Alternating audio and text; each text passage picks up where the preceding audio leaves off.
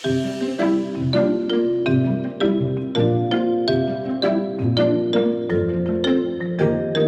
welcome to Transform Gov, the digital government podcast, where we explore big ideas and digital transformations that are shaping Ireland's public services. Transform Gov is part of the Ireland e-Government Awards, and it's brought to you in association with our partner, Accenture. I'm Maeve Kneafsey. Today on Transform Gov, we're heading to County Longford, where one local authority has turned a challenge into a real opportunity. When the National Broadband Plan rolled out, Danny Lynch, head of IT for Longford County Council, saw a chance to spark new skills, new careers and new futures for the community. By teaming up with partners including Microsoft and Ericsson, Danny and his team have introduced hundreds of primary school children to technology through the Dream Space programme, which we'll explain later on, and helped a county once known for poor broadband to become a place of digital possibilities. Danny, you're very welcome to Transform Gov. Thank you very much, Maeve. It's lovely to be here. So Danny, let's start off with, bring me back to the start. What was the spark for the IT manager of Longford County Council to feel there was some problem or some difficulty to be overcome in terms of digital and skills? Yeah, well, I suppose the story as to how Dream Space, the Longford Microsoft Dream Space Showcase came about, the story to that, to explain that, I have to kind of bring you back in time a little bit. Bring us back in time. Yeah. So back to 2017, when I took up the role of Head of IT in Longford County Council, I was in charge of broadband. And at that time, broadband was an issue, or the lack of broadband was a real issue in County Longford. To the point that previous to that, RTE had carried a story about how County Longford had the poorest broadband in Ireland. So that was my responsibility to come up with a solution to that. And I did a few things back then in 2017 that brought us to where we are now. And one of the things I would have done at that time was there was funding available for a broadband officer position. And all the local authorities were looking at it and how we could use it. And I went to our management team to look to have a full-time broadband officer. And I'm very lucky I work in a local authority with a management team that are very open-minded to any suggestion or idea that would be to the benefit of our communities. Mm-hmm. They approved that position. So we had someone, you can have all the ideas and ambitions and plans in the world. What is that? A broadband officer. Well, the broadband officer, as it was then in 2017, was to focus on facilitating the rollout of broadband in the county. Okay. So infrastructure, real focus on the National Broadband Plan was coming. Was helping operators, helping NBI as it became, to roll out broadband. And we appointed broadband officer Christine Collins, and I'll mention Christine a few times over the course of this podcast because it was a key part of what we done. So we took off from there with a focus on facilitating the rollout of broadband, and came to 2019, and the Department of Rural Community Development and Gaeltacht Affairs required every local authority to create a digital strategy to help communities benefit from the National Broadband Plan. But at that stage, we were still very focused on actually getting it rolled out.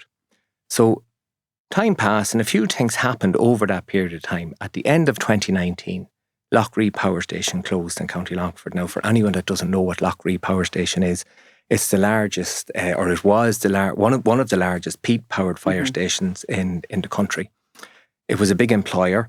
It was the biggest ratepayer in the county at the time. And its closure was the first real economic impact of environment and climate policy hitting County Longford. So it had real significant community and social implications for the county. The other thing, a huge county, right? So something like that could be quite sigsignificant. Really significant, you know. Now, the other thing that happened over time was by late 2020, and into 2021, as we were coming out of the pandemic, our efforts to promote the rollout of broadband were starting to bear fruit. NBI vans and people were all around the county, and it was happening. When we got to that stage, we realised we now need to get ready for having a full, a really good 38 million investment in broadband infrastructure. We need to get our communities ready for that now to take advantage of it. So why do you have to get them ready for it? It would just be, it would just be, but it's such a massive investment in a rural county. And if you look at the things that had happened and reflect on the things that had happened, like the closure of Loughrea Power Station, we needed to provide new pathways to employment. we needed to... We take advantage of the broadband. We needed to take advantage of it. And that was really it. So we did a few things, reviewed the strategy, just coming out of COVID, around 2021. I talked industry, wanted to see what their views on it were. And I had a really good conversation with a senior manager in Ericsson in Athlone. For anyone that doesn't know Ericsson, it's one of the largest software companies in the world, and they have a significant base in Athlone. For anyone that doesn't know the area, Athlone town to Longford town, maybe half an hour's drive in and around that. Had a conversation with them back then, Paul Horrican, one of their senior managers, and he told me a story. They'd recruited 150 software graduates to their Athlone campus, and one of those 150 came from County Longford. So that really struck me, because we were so close to it, such a good employer, such a good career path. Why are we not getting more coming through there? Talked to the schools. Computer science came into Leaving Cert in Ireland in 2018. So it was a new enough subject. There's 9 secondary schools in County Longford. 9. None of them had computer science in place. And there was good reason why, because there was no demand for it. They were doing excellent work, but there was no demand for computer science. Looked at the primary schools. This is 2019. We're on to 2021 now. Sorry. Yeah. So 2021, none of the secondary schools, did you say, were offering computer science? No. Now, it only came in 2018. Yeah. And I suppose if you look at where Longford was coming from, a rural county with no kind of culture, they had no no technology infrastructure. So it wasn't surprising that nothing was coming through. And then when you looked at the primary schools, lot of good work, like the secondary schools, some really good work going on, but no structured introduction to technology for kids. So when you reflect on that, as we did at the time, you could see a €38 million investment in the county in fibre infrastructure. Yeah. You had things that had happened like the Lochreed power station closure and the need to provide new and generate new employment pathways for citizens, for our communities, and no industry need, and no technology, really structured technology. No indigenous kind of infrastructure within schools. No, not within the schools. So that is when we realised, and I knew, if we wanted to get our communities to take advantage of that investment, we needed to start at the start and start with the schools by introducing technology to the schools and really create the foundation for a broader community digital transformation. And that is what we wanted to do. And I was very mindful at the time that, firstly, a local authority, if you think of the traditional role of a local authority, and particularly a rural local authority, you're looking at roads, you're looking at housing, you're looking at infrastructure. And I was very mindful as well, the traditional role of an IT department, a very small IT department. I wouldn't let that stop you. No, it didn't. Well, I was very lucky. And I mentioned the management team before. I went to the management team and I told them the story, just as we're after chatting about Maeve. I told them the story. And I told them the idea that I had, that we should, if we want to take advantage of this, we need to go to the schools. We need to start with the schools. Our chief executive and our head of finance, really, really supportive of it. Talked to the councillors as well, and they were really, really supportive of it as well. So we then talked to the schools and we came up with the vision. Okay, well, before we do that, yes, let's just talk about what DreamSpace actually is. Well, what? Yes. Yeah, so that people know what you were going towards, yes. Right? Okay. Well, DreamSpace, firstly, is a suite of educational programs made available by Microsoft Ireland. Okay. And I suppose they're available thanks to the Microsoft Ireland governance team. And I couldn't say enough of good things about it because they're free, they're aligned to the curriculum. They're really, really good. They're fantastic. Okay. In Longford, we take one part of that program, that suite of programs, Microsoft DreamSpace TV. Okay. And we take it and we work with our primary schools. It's for primary schools. And the primary schools follow 10 weeks, 10. They do one a week, or they can do them all in 10 days if they like. There are 10 little short YouTube videos, about 25, 30 minutes. Okay. The teachers watch it with the kids. It teaches the kids problem solving, computational thinking, and the basics of coding using microbits. And microbits are small little computers, only about €13. They use them and they learn all about coding and all about computational thinking. And does that not alienate half the class? I mean, no. That's the assumption people have. Yes. Look, that's just going to be people who are good at maths. No. Yeah. It actually brings everyone together, which is the lovely thing about DreamSpace. If I could give you an example, maybe of one of the projects, and we'll talk about the DreamSpace Showcase event, but one of the projects that would have been at one of the events over, and we're coming into our 4th year now, one of the projects from a group of kids in 5th and 6th class from one of the schools was about, we asked them to use what they've learned to come up with projects, work in teams of 4 or 5, to come up with projects to solve real world problems linked to the UN global goals. Okay. So one group came up with this project to help prevent overfishing. So a fisherman would have his net, and every time he put a fish in, it would count. So the microbit, what they did with the microbit was, the microbit can sense if it moves. So they created a variable, set it to 0. Every time the microbit moved, they added 1 to the variable, put it in through a conditional statement through a loop. Mm-hmm. And when it got to 10, it executed a command on the microbit to play a tune to warn the fisherman that he's overconsumed, that he's filled his bag.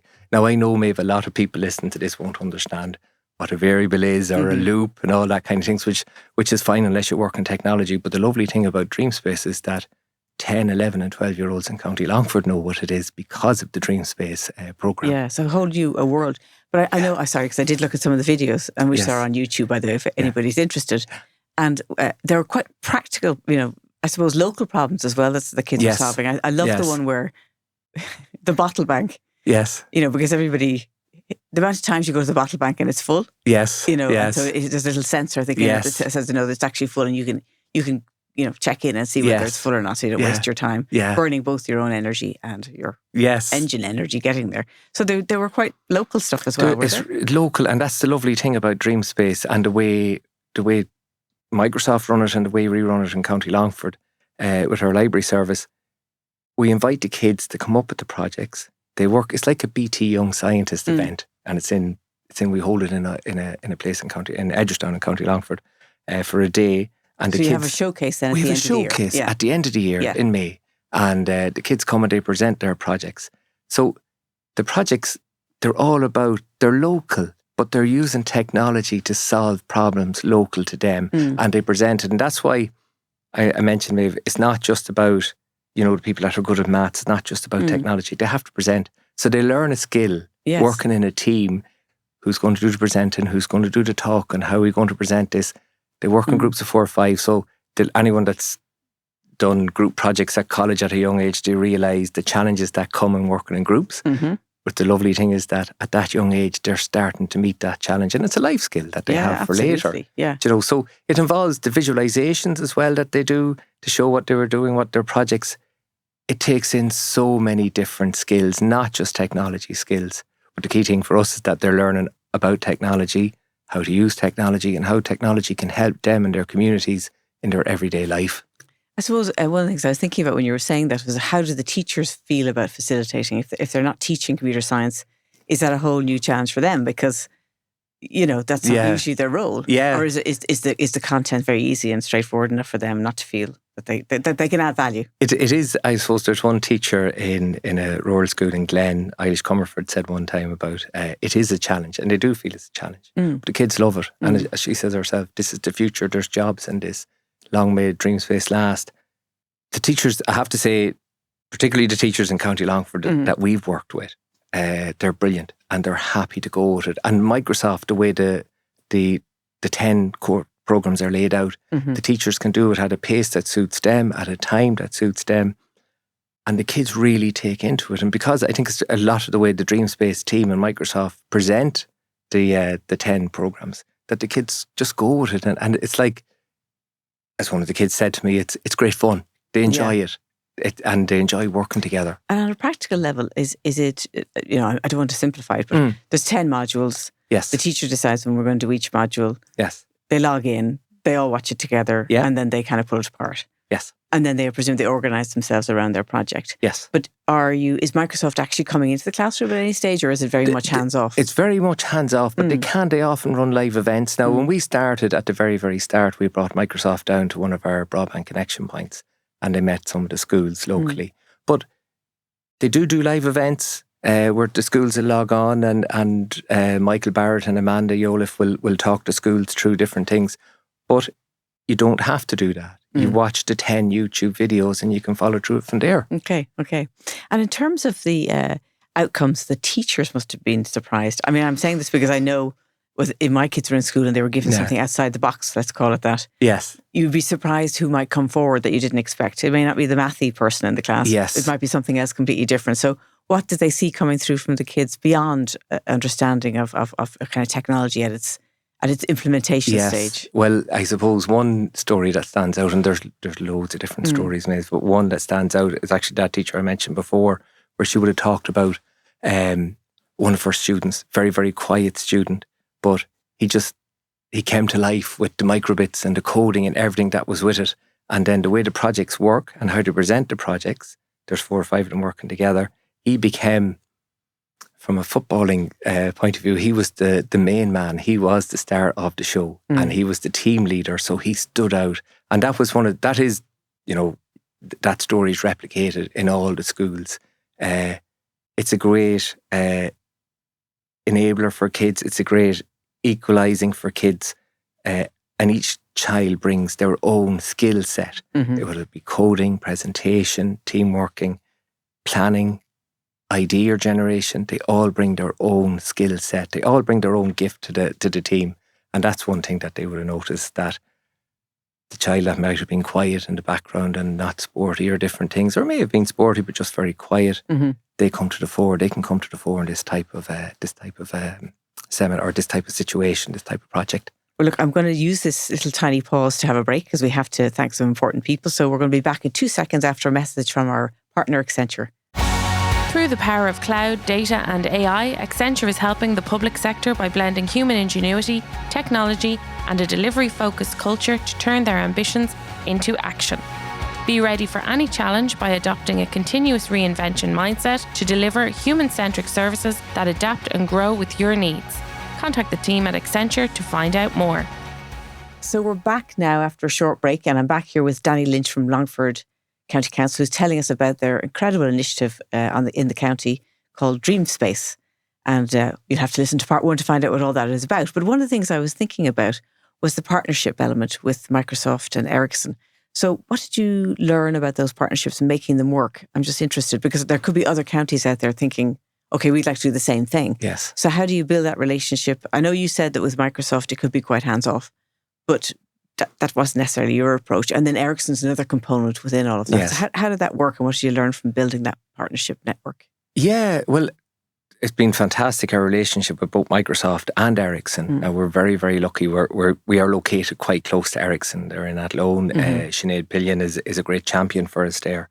I suppose the key thing that would have helped us is the vision that we had in County Longford, where we came from. You know, talked about in 2016, 2017, the lack of broadband, where we're going to. And the vision that we had, that we would create the environment that every secondary school in Longford, 9 in total, could offer computer science as a leaving cert subject. So when we had that vision, we're able to work with Microsoft and Ericsson. They know what we're working towards. They know what we want to do, and they can see what role they can play in it.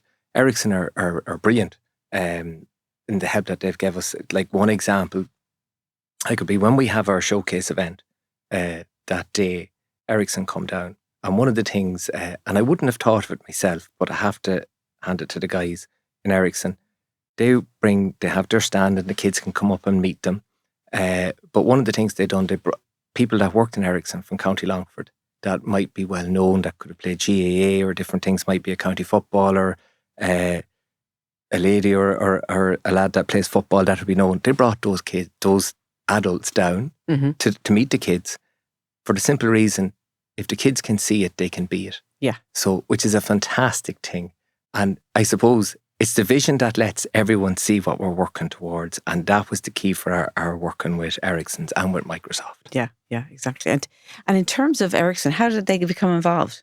Well, their involvement. Sorry now to interrupt you. You did tell us that you spoke to them about the fact that how many people are being employed. There were hardly anybody from Longford. One person out of 150 back then. So were they very keen to try and employ more local people? Were they just concerned about the standards coming through? Or what? No, they're very keen to have a talent pool, and they're very involved in the Midlands region. As I keep saying, we're very lucky to have them. The first person I met from Ericsson was actually from County Longford. Which is a great thing in as you know yourself, Maeve, in rural Ireland. You can always pull on that sense of home. Paul Horrigan, he was one of the senior managers in Ericsson, and that's how our relationships, my relationship with Ericsson started through Paul. Sinead Pillion there is another head of operations, engineering, network management. Sinead is a great champion for what we want to do, and Sinead is very involved in the Midlands ICT cluster. And I suppose a key thing for Ericsson is to have a pool of talent to draw from. And if you look at where we came from and the numbers they were getting, it's understandable that perhaps mightn't have been there. Yes. But we are changing that. Good. And did you get the computer science into the... Yes, we are. I have to compliment the secondary schools in County Longford. We are on our way there. We have this September, 4 of the 9 secondary schools are offering computer science. 2 more signed up to introduce it in the next couple of years, and the other 3 are working with us that we can bring it through. One of the key things for the secondary schools, Maeve, was that, and this is a conversation I would have had back at the start with a vice principal in one of the secondary schools, was they could offer computer science. If they could magic it, they could offer it. But the problem was, would students pick the subject? So you have your kids in transition year and they're picking their Leaving Cert subjects. Will they pick computer science? And if you look at where we came from, a county with no culture or tradition of technology or jobs in technology, and we had no infrastructure for it, it is very unlikely that kids will pick that subject. So that is why we knew from working with the secondary schools, if we need to create the interest in primary school. And that is how the Microsoft Dreamspace Showcase came about. And I can imagine that, when you're trying to influence choices, there's a piece, of course, in the primary school, the teachers, then the other part is the children. But I presume the parents are involved. Does the showcase help the parents to encourage their kids then, do you think, towards computer science? I think what happens with the parents? Do they get involved? The parents aren't involved, but I do think it helps. There's a number of reasons why I think that. The first is, on the showcase day, we've 3 municipal districts in Longford. So that's 3 geographical areas. And we give awards out per MD, per municipal district, per area. So we have 8 awards, first and second. So there's 16 and 1 overall winner. So you have your schools average about 10 schools per area. So the kids are going home from the school with awards, technology awards that they've won. So the parents can see that. Obviously, the kids are learning all about this at school, so they're going home and talking about it. The other thing we do is our judges on the day of the showcase event. Some of them are our senior management team, some are our staff, our IT staff.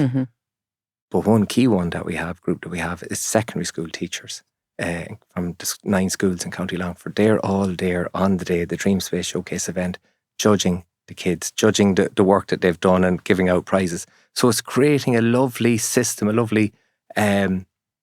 I don't know how you could describe synergies, really. Synergy. It's creating the environment for that technology to really grow and the interest in technology to grow. And our hope is that the kids will move from primary school into secondary school, and we've more supports there. And then pick computer science and move on from there. And I suppose, when you think about the future, right, you've already reached your vision in a way, because you're going to get computer science in the secondary school. So therefore, there's an opportunity. And of course, it's more than that. The kids who don't decide to do computer science, they're getting other skills. Yes. But beyond that now, what's your vision? What do you want to see happen? Let's say 5 years down the line. Let's assume Dreamspace carries on for another 5 years. What do you want to see happening as a ripple effect? Yeah, well, I suppose there's several things in that, I suppose.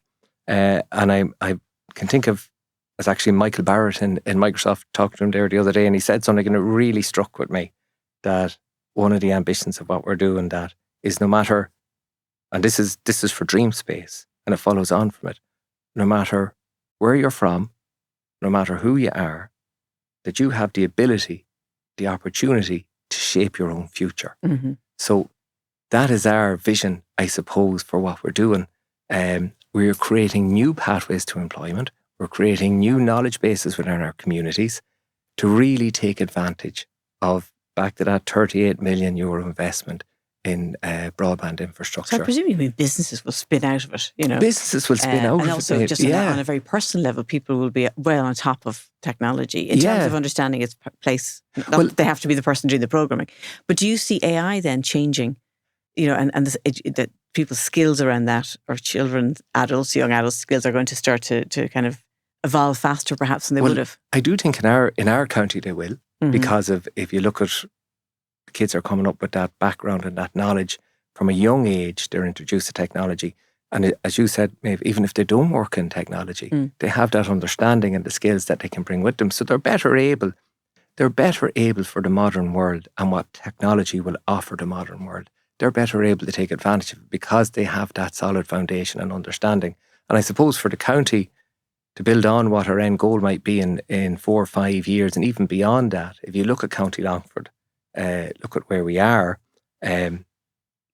brilliantly, fantastic central location, a lovely county, lovely countryside, a really good fibre infrastructure, and a fantastic generation on its way up that are digitally enabled, have digital skills. If I was a company or a person looking to invest or and looking for somewhere to invest, you'll have to move there. You'll have to go to County Longford. Yes. Why would you not? Yes. But look, in terms of, let's say there was another county thinking of, let's do something about dream space. What have you learned that because look, through all journeys, we make mistakes along the way. In fact, this is probably where we learn most, right? Yeah. What would you kind of advise people to borrow from you as in terms of what they should and shouldn't do, or what could have helped if you had known at the beginning? Yeah, well, I suppose the showcase event is very important. Okay. It's really important because you need somewhere, a bit like the BT Young Scientists, you need somewhere to show off, really, is and to a platform. Kind of the end goal. It is the end goal, everybody. And it is a fantastic event. The one key learning I had is event management. Event management was not. Listen, that's my favourite topic. Yes, it wasn't. It wasn't in college when I was there the first time. When I went back, I can't remember a module on offer. Event management, and event management is a big thing because we've got to the point now with Dream Space. If we've over 500 children attending it. And what happens really, you're looking at about 1,000 people in and out of a location in one day. Now, we're very lucky in a local authority in that we have that skill set. Managing people, managing traffic, our roads. I don't think every local authority has a roads department and they are fantastic at that. I have 2 engineers that help me with that. Health and safety, again, local authorities have built up an expertise in health and safety, and we have a health and safety person and a health and safety team that are brilliant and help us on the day. The key resource, the broadband officer, again, is key. As mentioned at the start, you can have all the ideas and ambitions in the world. You need someone on the ground working with the schools, making things happen, working with industry, and that's our broadband officer. And that is really, really key. I suppose the event is getting bigger. We had over 500 kids from 27 of the 37 primary schools last year, I think. And our broadband officer and our STEM engagement officer is very confident we are going to get to that point where we will have all the primary schools. And that's the biggest challenge, is managing that event. Nice problem, but it's a great problem to have. Yeah, we're delighted. If you'd have told me back in 2017 I'd have that problem, I would have been delighted. And just in terms of, I'm thinking about, if you're actually doing the project, right? And there's an element of technology, right? So if the teacher hasn't got a background, what do they need to help the kids realise whatever they're, let's just talk about the thing where there's a sensor going into the glass dumping bins. And you see that with some teachers that have the background and some teachers that haven't. And if I could tell you a story, Maeve, we have our event in Longford. Microsoft also run a smaller event in Microsoft, and the kids can go from our event up to Microsoft. And I remember one of the teachers telling me, we were talking about one of the project teams she had and they were really good, and she says to me, they want to change it before they go to Microsoft, but I don't really know about that. And I remember saying for Francis, I said, oh, let them, it's brilliant. Let them change it. They'll break it won't work, and they'll fix it again. It's brilliant. Let them roll with it. And that's the key thing with the teachers, and that they let the kids roll with it. It's slightly different to other subjects. I just imagine a primary school child, right? Oh yeah. We have an idea for the sensors, but we know what sensors we need. How do they just figure it out? They figure it out. Okay. It's problem solving, and that's what Dream Space is all about. And I suppose the other great thing is the resources that Microsoft have available. It's really brilliant. Them 10 classes, they're short, they're only 25 minutes, but they're brilliant. And once they have those basic skills, the kids can use it. And the other thing is, which I don't know if I mentioned it, teamwork. Yeah. The kids. Yeah. One person will pick up on something and the other person will pick up on something else. And when they start working together to solve the problems, they fix them and they get things working, and it's brilliant. And that's the great thing. Anyone that works in technology will know this. just roll with it, play with it, and they enjoy it. As I said, one of the kids said to me, it's great fun. Yeah, and the kids don't have any fear around stuff like that. I mean, I'm generalising, but I know when I used to do a programme with older adults to try and get them online. Yeah. And they were always afraid they're going to break the internet. I used to just laugh, but kids don't think about that at all. It's just an extension of social media anyway. You know, it's a different mindset. But, you know, when we're talking now, I'm thinking, Jesus, are people going to be saying cost? You know, what's the cost? The time that must be involved, the cost of the venue, the cost of the showcase. What are we talking about? No, the cost it's not. It's actually one of the lovely things that, you know, mentioned the microbits are about €13. Now, I have to say as well, we've been very lucky in County Longford. We've got fantastic funding.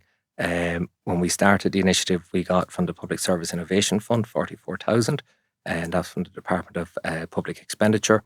And we've been beneficiaries of Just Transition funding, which is available through the government. Which is fantastic.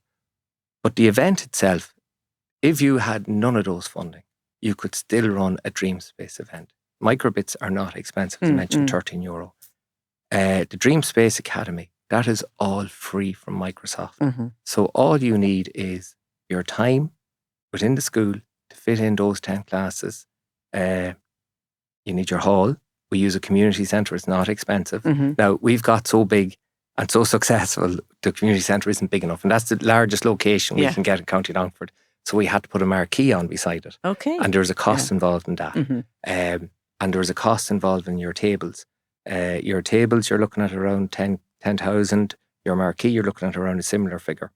But if you wanted to get started, the first year we done it, we fitted everyone, 11 schools, we had 300 kids. We all fitted inside that one hall in Edgerstown. It cost very little. And the lovely thing for the local authority is that it's just your time. You're bringing all these different partners together. You're bringing industry. Our job is really getting our partners to work together and to work with each other. Again, working towards that vision that we had. Yes. I suppose if you think about it, there's so many times that people who live in cities tend to just assume everybody else has got access to what they've got access to. But actually, from our conversation, there's a big gap, isn't there, between some of the counties and those local areas and what is available if you're based in a city. And I know that Sab Khan, who's the CIO rather of the LGMA, we spoke about Dreamspace because he came down to visit you. He did. And he was so impressed. I think because he could see the next generation of digitised young adults coming through. Right across, it could potentially have value across all counties, really. Oh, it could. And the one thing that struck, Sab came down that morning of Dreamspace back in May, and I met him before the schools had arrived, and I was showing him the hall and the marquee, and I said, Sab, it's all very quiet now, but wait 1 hour and you'll be amazed. He said it to me after. The energy, the enthusiasm, the atmosphere in the hall and in the marquee, it's amazing because you see 500 kids. You can imagine yourself, a lot of us have 2 or 3, maybe 4 kids at home, and there's a bit of energy from them, 500 of them. Over 500, so passionate and glued into what they were doing. It creates a fantastic atmosphere, and it's really, really special. And actually, when I saw the videos, which you can feel the energy. I mean, the place is absolutely packed. Yes, And then I thought it was really good that the kids, the judges are going around just to the stands. It's not too formal. It's not too formal. And they're going around to each of the different stands, right, or the tables for the projects. Yes. And of course, somebody has to be comfortable enough speaking. But there are, even when they were speaking to camera afterwards for the video, I thought, my God, they're so articulate. So there's so many fantastic things. So many positives out of it. So anyway, anything you do differently if you were doing it tomorrow, starting from scratch? If we were starting from scratch, I suppose there isn't, I've been very lucky in the things that have happened that brought us to where we are now. The broadband officer, Christine, key to it, someone to work on the ground. The schools, in County Longford, really, really supportive. The staff in the council, I couldn't, Longford is a very, very small rural council. But everyone and the tone is really set from our management team, working towards that vision. And the day of Dreamspace, I probably should have said this, Maeve, it takes a lot of volunteers. We would have over 60 council staff volunteering to come out on the day to supervise. But we have no problem getting volunteers. Everyone works towards that. And our elected members, we've had 3 years of Dreamspace, 3 different Cathaoirleachs, all out with us on the day, meeting the schools, meeting the kids, meeting industry. it's a lovely, unique thing to County Longford in that everyone is working towards a vision. Everyone can see the benefit. So what time of year do you do it?